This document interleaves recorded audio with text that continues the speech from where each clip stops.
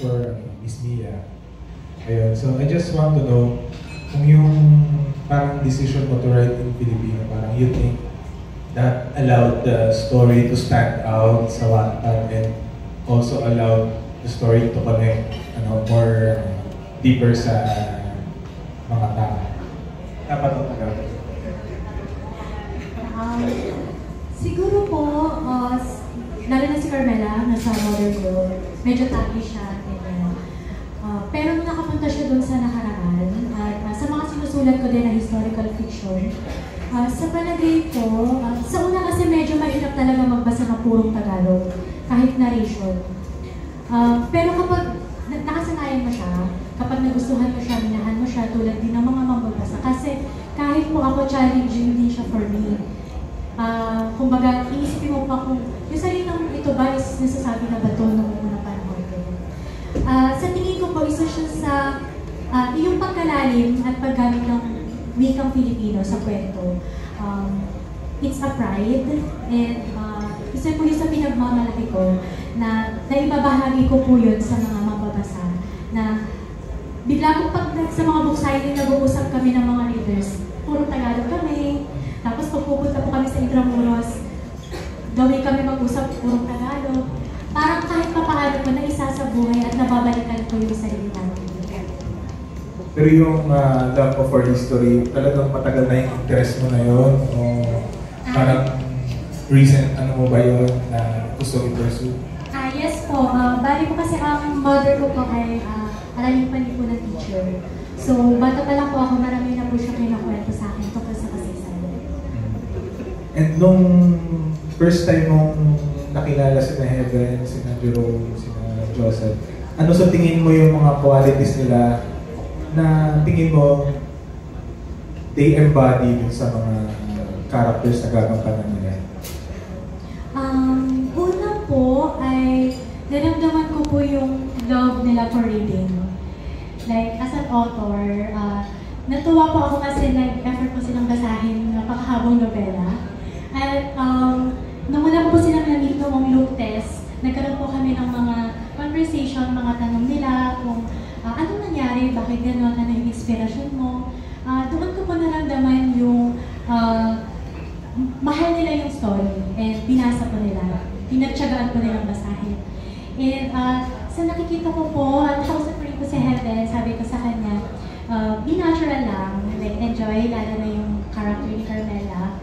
And then kay Jerome din po, nagulat din po ako kasi magaling din po siya mag-Tagalog. Tinanong ko po kasi siya, kaya mo ba puro Tagalog? At kay po, kay Joseph naman po, yun po yung eagerness po niya na makilala at kumbaga maging Leandro, na maisabuhay niya po yung character niya.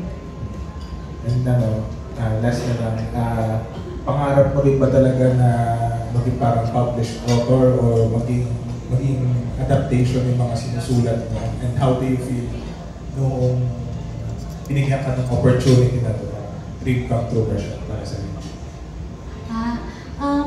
Gaya po nung nabanggit ko kanina, kung babalik po ako sa nakaraan, nagsulat po ako sa Wattpad para sa sarili ko talaga. At sobrang pinagpapasalamat ko po itong blessing, lalo na nung na-publish siya at nagkaroon ng series adaptation. And yes, pangarap ko po yun. Lahat naman po ng mga manunulat, kahit mga mambabasa, pangarap pong makilathala at makita sa screen, sa pelikula, ang kanilang mga nabasa, kanilang yung mga eksena, mga linya, at mga karakter na minahal ko nila. Kumbaga, ito pong pangarap na to, hindi lang po ito para sa akin.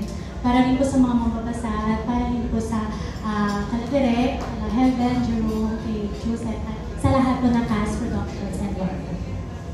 Ano pa naramdaman mo nakita mo yung video nila na naka-costume na and all? First time hindi po namin makita, grabe. Kumbaga, very nakaka-goosebumps sa galing, sa husay. At pati po yung lapat ng musika at yung emosyon. Ako po, mahilig po ako manood talaga ng mga pelikula na kaya pong gampanan yung emosyon gamit yung mata. Opo. Yung kahit wala pong sabihin yung character, kaya pong mangusap ng mga mata. At nakita ko po sa mga tingin nila na sumanib sa kanila sina Carmela, Juanito, at Leandro. Thank you. Maraming salamat. Now, let's come on from Abante, Ana Pingol. Pick up. Hi. So everybody, ano lang, kung totoo yung time travel, gusto nyo ba talagang masubukan yun o hindi? Yun lang. Bago sila sumagot, excuse me lang, magsisial lang ako sa kanya. No worries. Time out.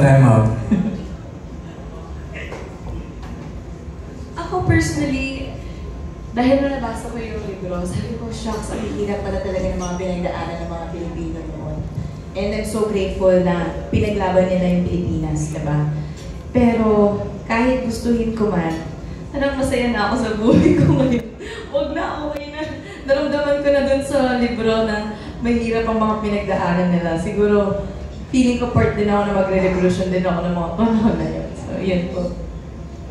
Sa akin, subo. Basta subo lang. Huwag lang ma-stuck doon.